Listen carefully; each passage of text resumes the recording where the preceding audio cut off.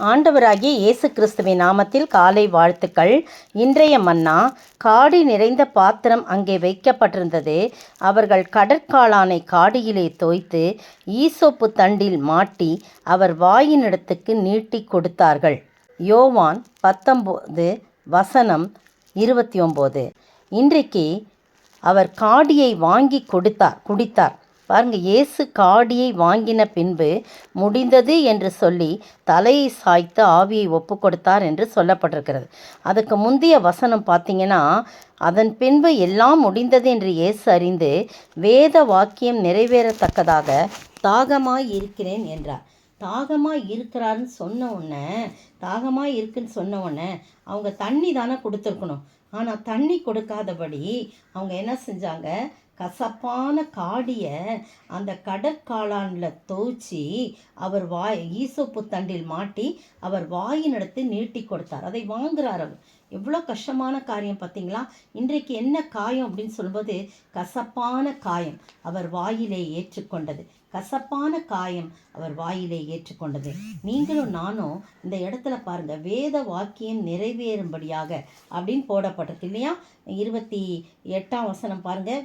வேத வாக்கியம் நிறைவேறத்தக்கதாக தாகமாய் இருக்கிறேன் என்றார். உடனே காடி நிறைந்த பாத்திரம் அங்கு வைக்கப்பட்டிருந்தது.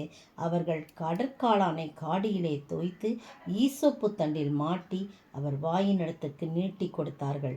இயேசு காடியை வாங்கின பின்பு அப்படின்னு சொல்லப்பட்டிருக்கு. அப்போது தாகம் கேட்டால் சாதாரணமாக சொல்லுவாங்க, என்ன வேத வாக்கியம் நிறைவேறுச்சுன்னு சொல்லும்போது, ஏசாயா 69:11 பாருங்கள்.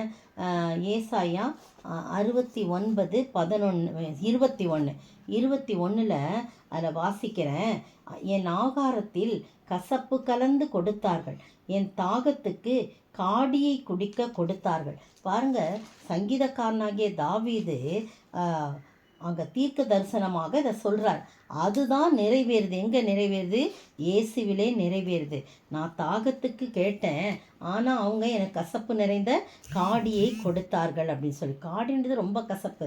சாதாரணமாக நம்ம வீட்டுக்கு யார் வந்தாலும் அல்ல வெளியில் நின்று பிச்சை கேட்குறவங்க வந்தால் கூட, அம்மா தண்ணி கொஞ்சம் தாகமாக இருக்குமா, ஒரு கொஞ்சோண்டு தண்ணி கொடுங்கம்மான்னு கேட்டால் உடனே நம்ம தண்ணி ஒரு பாட்டிலையோ ஒரு சொம்புலையோ கொண்டு வந்து கொடுப்போம். தண்ணி கேட்கறதுக்கு யார் வந்தாலும் நம்ம என்ன செய்ய மாட்டோம், இல்லைன்னு சொல்ல மாட்டோம். ஆனால் என் ஆண்டவராகிய இயேசு கிறிஸ்து தாகமாய் இருக்கிறேன்னு சொன்னபோது தண்ணி கொடுக்க கூட ஒருவரும் இல்லைங்க.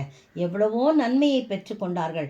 என் ஆண்டவர் உயிரோடு இருந்த நாட்களிலே, அவர் ஊழியம் செய்த நாட்களிலே பாருங்க, எவ்வளவோ பேருக்கு நன்மை செய்தார் இல்லையா? எவ்வளோ காரியம். பழைய ஏற்பாட்டெலாம் பார்த்தீங்கன்னா, கண்மலையை திறந்து நீரூற்றுகளை புறப்பட பண்ணினார் இல்லை? வனாந்தரத்திலே நீரூற்றுகளை புறப்பட பண்ணினார். ஒரு குறையும் வைக்காதபடி செய்தார். கண் தெரியாதவர்களுக்கு பார்வை கொடுத்தார், காது கேட்காதவர்கள் கேட்கும்படி செய்தார், பேச முடியாதவர்களை பேச வைத்தார். இன்னும் எத்தனையோ அற்புதங்கள் செய்தார். அவர் நினைத்திருந்தால் வானத்திலிருந்து தேவனை நோக்கி, தேவனே நான் தாகமாய் இருக்கிறேன் அப்படின்னு சொன்னா, வானத்திலிருந்து தூதனை அனுப்பி கண்டிப்பாக ஆண்டவர் அவருடைய தாகத்தை தீர்த்திருப்பார். ஆனால் அப்படி செய்ய விரும்பவில்லை. காரணம் என்ன தெரியுமா? உங்களுடைய அசுத்த பேச்சுகள்னாலே. பக்தன் பாடுகிறான், அசுத்த பேச்சுகள் நான் பேசி மகிழ்ந்ததால் கசப்பு காடியை நான் குடிக்க கொடுத்தேனே, உன் உள்ளம் உடைந்ததோ அப்படின்னு சொல்லி பாடுறான். உண்மையாகவே நாம் யார் அசுத்த பேச்சுகள் பேசுறது, அடுத்தவங்களை பற்றி பேசுறது, அடுத்தவங்களுடைய ஒன்றுமே இல்லாத காரியத்தை, பொய்யான காரியத்தெல்லாம் உண்மை போல பரப்பி விடுறது, இதெல்லாம் நம்ம செய்யும்போது அவருக்கு கசப்பான காடியை கொடுக்குறோம். ஆனால் நம்ம இப்போ பார்க்கும்போது இப்படி தான் அவங்களுக்கு மனசு வந்துச்சோ, தண்ணி கேட்கும்போது தண்ணி கொடுக்காம அவங்க எப்படி கசப்பான ஒரு இதை கொடுத்தாங்கன்னு நமக்கு இப்போ கஷ்டமாக இருந்தாலும், இன்றைக்கும் நம்ம என்ன பண்ணுறோம், கசப்பான காடியை ஆண்டவர் கொடுத்து கொண்டிருக்கோம். யார் யார் கெட்ட பேச்சு பேசுகிறாங்களோ, யார் யார் அசுத்த பேச்சு பேசுகிறாங்களோ, யார் யார் கர்த்தருக்கு அருவருப்பான வார்த்தைகளை பேசுகிறாங்களோ, அடுத்தவங்களை பற்றி பேசுகிறாங்களோ, அடுத்தவங்களுடைய குறை இல்லாத போதே அது ஒன்றுமில்லாத காரியத்தை பெருசுப்படுத்தி அங்கேயும் இங்கேயும் பரப்ப செய்கிறாங்களோ, அப்போல்லாம் நம்ம என்ன செய்கிறோம், கசப்பான காடியை அவர் கொடுக்குறோம். அவருடைய வாயிலே ஏற்பட்ட அந்த கசப்பான காடியை குடித்ததனால் ஏற்பட்ட காயம், பிரியமானவர்களே, உங்களுக்காகவும் எனக்காகவும் அதை ஏற்றுக்கொண்டார். எனவே இனி அப்படி செய்யாதபடி அவர் தாகமாய் இருக்கின்ற சொன்னது எதற்காக? என் மனுக்குலத்திற்காக நான் தாகமாய் இருக்கேன். இவங்க ரட்சிப்படைய வேண்டுமே. நான் சிலுவை மரணத்தை ஏற்றுக்கொண்ட பிறகு பிறகு அதை ஏற்றுக்கொண்டு இவர்கள் ரட்சிப்படைய வேண்டுமே, இவர்கள் மனம் திரும்ப வேண்டுமே, இவர்கள் என்னுடைய வழியிலே நடக்க வேண்டுமே என்ற தாகம்தான்.